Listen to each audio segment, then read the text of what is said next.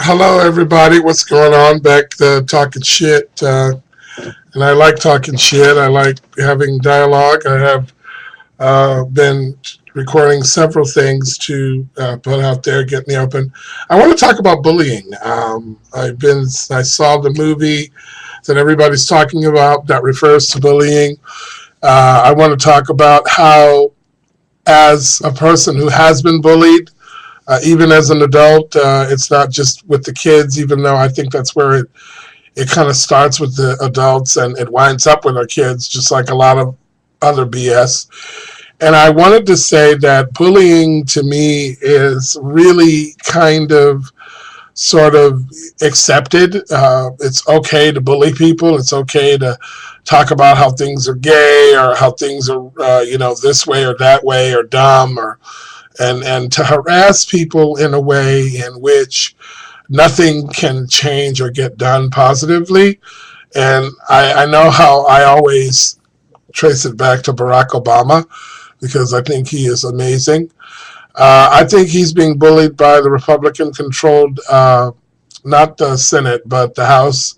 I think that the House bullies him, and whenever he tries to do something for the greater good, for the 99% of Americans who don't have this amazing healthcare plan that a lot of our senators and representatives have, that somehow he is being a socialist, and here's why. And it kind of reminds me of the way the Tea Party was operating a year or so ago.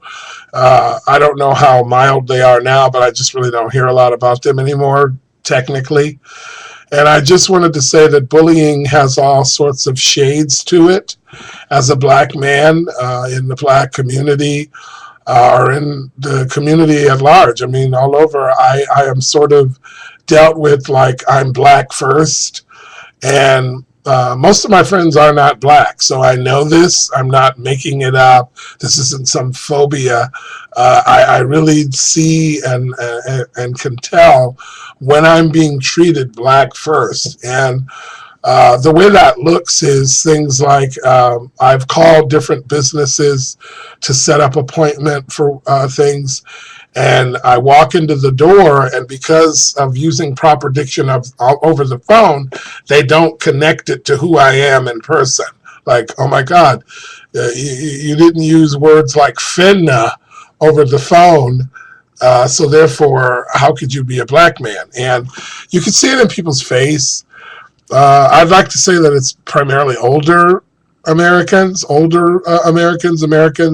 that are like 45 and older, who tend to have a sort of uh, a type of an attitude that if it doesn't fit in some sort of a Christian Judeo puzzle, that it must be attacked, it must be bullied, it must be bashed.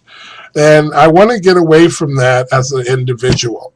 And I'm encouraging others to deeply search within themselves and see what they can step away from in regards to bullying. Even if it's the way we treat young people when they walk into a department store, assuming that they're going to steal something, no matter what color they are.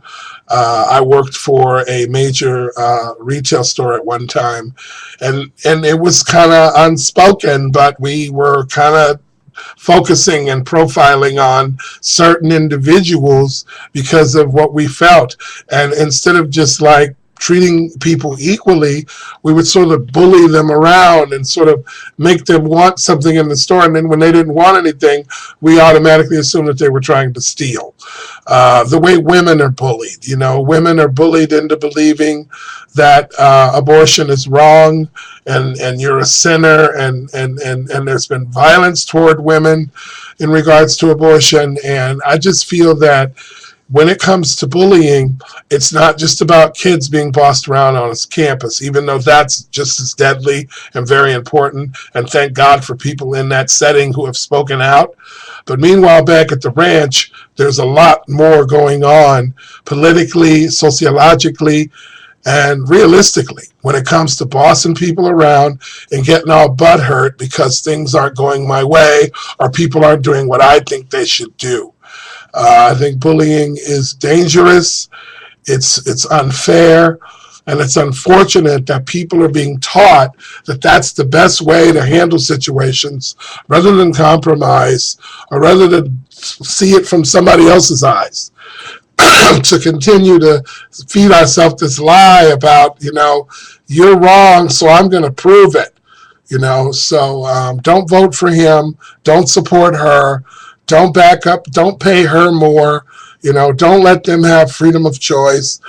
Don't do this. Don't do that. And these are the same people who are talking about how we need these freedoms. And I'm grateful that freedom doesn't represent lawlessness, that there has to be some kind of respect for individuals, even the people who are saying that they don't want to stop bullying. We have to respect that. And if somebody wants to stay that ignorant, I guess they can.